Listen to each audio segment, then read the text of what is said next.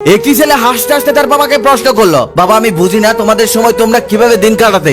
তোমাদের সময় টিভি ছিল না, মোবাইল ফোন ছিল না, কম্পিউটার ছিল না, ইন্টারনেট ছিল না, ওয়াইফাই ছিল না, ভালো কোনো রাস্তাঘাট ছিল না, ভালো কোনো হসপিটাল ছিল না, ভালো কোনো স্কুল কলেজ ছিল না, ভালো কোনো শপিং মল ছিল না, আর ইন্টারনেট চ্যাটিং এর কথা তো তোমরা স্বপ্নেও ভাবনি। তখন তার বাবা উত্তরে বললেন, ঠিক তোমাদের প্রজন্ম যেমন আজকের সাথে জীবনযাপন করে, কোনো প্রার্থনা নেই, সমবেদনা নেই, সময়ের পরিকল্পনা নেই, বই পড়া নেই, খেলাধুলা নেই, বড়দের সম্মান নেই, ছোটদের স্নেহ নেই। আমরা যারা 1990 এর আগে পরে জন্মগ্রহণ করেছি তারা সত্যি খুব ভাগ্যবান ছিলাম। আমরা স্কুল শেষ করার পর সন্ধ্যা পর্যন্ত খেলাধুলা করতাম। আমরা প্রকৃত বন্ধুদের সাথে খেলাধুলা করতাম, তোদের মতো ইন্টারনেটের বন্ধুদের সাথে নয়। আমরা তৃষ্ণার্ত হলে বোতলের জল নয়, চাপ করে চাপ দিয়ে পানি খেতাম। আমরা অসুস্থ হতাম না, যদিও আমরা 4 বন্ধু একত্রে একই গ্লাসে জুস শেয়ার করে খেতাম। আমরা 3 বেলা প্রচুর ভাত খেতাম, তবে আমাদের ওজন বাড়েনি।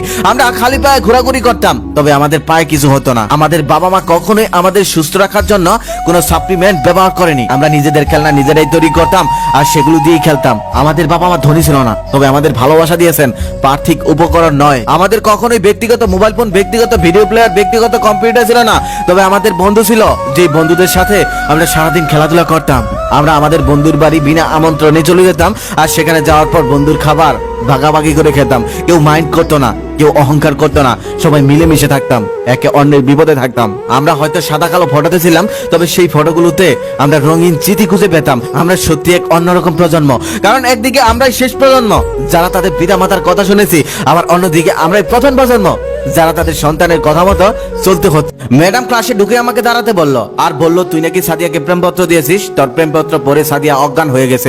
ম্যাডামের এমন কথা শুনে আমার গলা শুকিয়ে কাঠ হয়ে গেল। সাদিয়া হলো ম্যাডামের একমাত্র মেয়ে, ডাইনি মায়ের একমাত্র আদরের সন্তান। ম্যাডাম আমাকে আবার বলতেছে, কিরে কিছু বলতেছিস না কেন? এদিকে আমার ভয়ে গলা শুকিয়ে কাঠ হয়ে যাচ্ছে, যে কোনো সময় প্যান্ট নষ্ট করে দেওয়ার মতো অবস্থা হয়ে গেছে আমার। জীবনে কখনই ম্যাডামের ক্লাসে পড়া দিয়েছি বলে আমার মনে হয় না। ম্যাডাম এমনিতে আমাকে দেখতে পারে না, আমাকে দেখলেই কপাল গোছ করে রাখে। তার উপরে আমি আবার তার মেয়েকে প্রেমপত্র দিয়েছি, আবার সেটা পরে সে অজ্ঞান হয়ে গেছে। আজকে যে ম্যাডাম আমার কি করবে তা আল্লাহ তাআলাই ভালো জানে। মনে মনে বিপদের দোয়া পড়ছি আর নিজের বুকে ফু দিচ্ছি, আর আল্লাহ তাআলাকে বলছি, হে আল্লাহ আজকের মতো বাঁচিয়ে দাও, এরপর থেকে আর কখনোই সাদিয়ার দিকে চোখ তুলে তাকাবো না, বোনের চোখে দেখবো। ম্যাডাম আস্তে আস্তে আমার দিকে এগিয়ে আসছে। ক্লাসের সবাই সার্কাস দেখার জন্য অপেক্ষা করছে, জানি না আজকে আমার সাথে কি হবে। তারপর ম্যাডাম আমার কাছে এসে ম্যাডাম বলল, সিটা পড়ে শোনা। ভয়ে আমার গলা শুকিয়ে আছে, লজ্জায় আমি নিজের দিকে তাকিয়ে আছি। ম্যাডাম তখন আবার চিৎকার করে বলল, সিটা পড়ে শোনা বলছি। তখন আমি চিঠিটা হাতে নিয়ে পড়া শুরু করলাম। কলিজার পোটা সাদিয়া, কেমন আছো?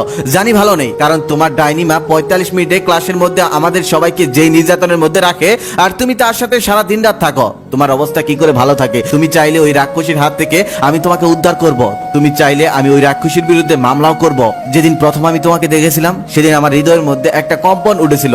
সেই কম্পনটা বাংলাদেশ এবং মিয়ানমারের মধ্যে হয়েছিল। অনেকেই বলেছিল সেটা ভূমিকম্প, তবে সেটা ভূমিকম্প নয়। আমি তো জানি সেটা ছিল আমার হৃদয়ের কম্পন। আমি অনেককেই বলেছি, তবে কেউ বিশ্বাস করেনি। অন্তত তুমি বিশ্বাস করো। তুমি কি জানো আমি তোমাকে নিয়ে কত ভাবি? তোমাকে নিয়ে আমি যত ভাবি ততটা যদি আমি গণিত নিয়ে ভাবতাম, তাহলে আইনস্টাইনের মতো আমার পকেটেও 2-4টা নোবেল থাকতো। কিন্তু দেখো, নোবেলের কথা চিন্তা না করে আমি শুধু তোমার কথাই চিন্তা করি। কিন্তু তোমার ওই ডাইনি মায়ের জন্য আমি ঠিকঠাক চিন্তাও করতে পারি না। তিনি ওই চিন্তার মধ্যে এসেও আমাকে লাঠিপিটা করে যায়, আর বলে আমার মেয়েকে নিয়ে আর কখনোই চিন্তা করবি না, তাহলে তোর জীবন শেষ করে দেবো। এই তো সেদিন তোমাকে নিয়ে সাথে যাচ্ছিলাম রকেটে করে। রকেটের মধ্যে আমরা দুজন কত আড্ডা দিচ্ছিলাম, কত মজা করছিলাম। ঠিক সেই সময় মাজা কাছে যাওয়ার পর তোমার মা এসে রকেটের ইঞ্জিনটাই বন্ধ করে দিল। বিশ্বাস করো সাদিয়া, তোমাকে মনে পড়লেই আমার হৃদয়ের মধ্যে এনার্জি ভাল্ব জ্বলে ওঠে। তুমি আবার সেই এনার্জি ভাল্বটাকে 300 টাকার লাইট 100 টাকায় কোম্পানির প্রচারের জন্য এটা মনে করো না। প্লিজ কোম্পানির আলো দীর্ঘদিনের গ্যারান্টি সহ। ঠিক সেই সময় ধপাস করে একটি শব্দ পেলাম। সামনে তাকিয়ে দেখি ম্যাডাম অজ্ঞান হয়ে পড়ে গেছে। তারপর সবাই তাকে নিয়ে হসপিটালে গেল। প্রিন্সিপাল ম্যাডাম জেনে গেছে যে আমার চিঠি পড়ে ম্যাডাম অজ্ঞান হয়ে গেছে। তারপর প্রিন্সিপাল ম্যাডাম এসে আমাকে বলতেছে, কি এমন চিঠি, আমাকেও পড়ে শোনাও তো দেখি, যেটা পড়লেই মানুষ অজ্ঞান হয়ে যায়। আমি তখন ম্যাডামকে বললাম, ম্যাডাম আগে ডক্টর রেডি করেন, তারপর আমি আপনাকেও পড়ে শোনাবো। কেউ একজন বলেছিল মেয়েরা সুন্দরী না হলে নাকি কোনো জায়গা থেকে এই মূল্য পায় না। আপনি যদি সুন্দর হন, আপনার বাবা মাই আপনাকে বলবে আমাদের মেয়েটা কত সুন্দর, কত লক্ষ্মী। আত্মীয় স্বজনরা আপনার প্রশংসা করে বাসিয়ে দেবে। দেখবেন খালা, চাচা, ফুপু সবাই তার ছেলের বউ করে নেওয়ার জন্য আপনার পিছনে লাইন লাগিয়ে দিবে, একদম প্রতিযোগিতা শুরু করে দিবে। বিয়ের পর দেখবেন সবাই কত আপনার প্রশংসা করে, বলবে অমকের বউটা কত সুন্দর, এত সুন্দর মেয়ে পাইলো কোথায়, অমকের ভাগ্যটা কত ভালো, তাই এত সুন্দর একটা মেয়েকে বউ হিসেবে পেয়েছে। আপনি অনেক সুন্দরী কিন্তু রান্না করতে জানেন না। দেখবেন আপনার হাজবেন্ড আপনাকে রান্না করে খাওয়াবে, আপনাকে একদম মাথায় করে রাখবে। আপনি সুন্দরী তো, বেশ আর কিচ্ছু দরকার নেই। এ এতে আপনি সবার মাথার মনি হয়ে থাকবেন। আর আপনি সুন্দর না, আপনার 101টা গুণ আছে, তারপরও এই গুণগুলো কোনো কাজে লাগবে না। আপনার সমস্ত গুণ সুন্দরের নিচে চাপা পড়ে থাকবে। শুধুমাত্র দরকার হলে হয়তো আপনাকে ডাকবে, তাছাড়া আপনার দিকে কেউ ফিরেও তাকাবে না। শুধু কি আপনার বাবা মাই আপনাকে কথা শোনাবে, আপনাকে নিয়ে দুশ্চিন্তায় থাকবে সব সময়। কোন রকম একটা ছেলে পেলে তার হাতে তুলে দিতে পারলেই সারা। আপনি অসুন্দর হওয়ার পরেও যদি লেখাপড়ায় একটু ভালো হন, তাহলে বাবা মা সবসময় এই আশায় বসে থাকবে কবে আপনার লেখাপড়া শেষ করে ভালো একটা চাকরি পাবেন, আর সেই চাকরি দেখিয়ে আপনাকে বিয়ে দিয়ে দিবে। বিয়ের জন্য ছেলের বয়স বেশি, এতে কোনো সমস্যা নেই। কোনো ছেলে তো আপনাকে বিয়ে করার জন্য রাজি হয়েছে, এটাই তো ঢের। বিয়ের পরেও সবাই এটা বলবে কি মেয়ে বিয়ে করে আনছে। আপনার ছেলেকে বিয়ে করাবেন, আমাকে বলতেন অনেক সুন্দর একটা মেয়ে এনে দিতাম। এটা কি বিয়ে করাইছেন? এটা তো আপনার ছেলের সাথে মোটেও মানায়নি। আপনি সুন্দরী না, আত্মীয় স্বজনরা সবসময় আপনার দোষ ধরতে ব্যস্ত থাকবে। আর আপনি যদি কালো হন তাহলে তো কোনো কথাই নেই, আপনার সব দোষ গুণ মাটি।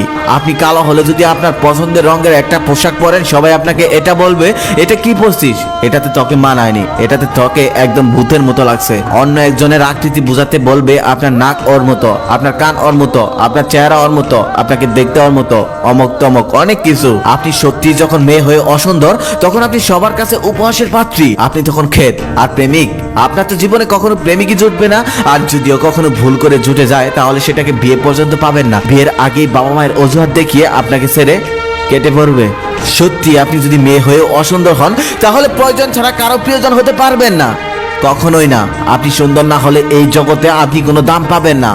আই রিপিট, আপনি সুন্দর না হলে কখনোই কারো কাছে দাম পাবেন না। এই সমাজে মেয়েদের অসুন্দর হয়ে জন্মানোটা পাপ, ভয়ঙ্কর রকমের পাপ। যদিও মহান আল্লাহ তাআলা বলেছেন প্রত্যেকটা মানুষই তিনি পছন্দ করে তৈরি করেন।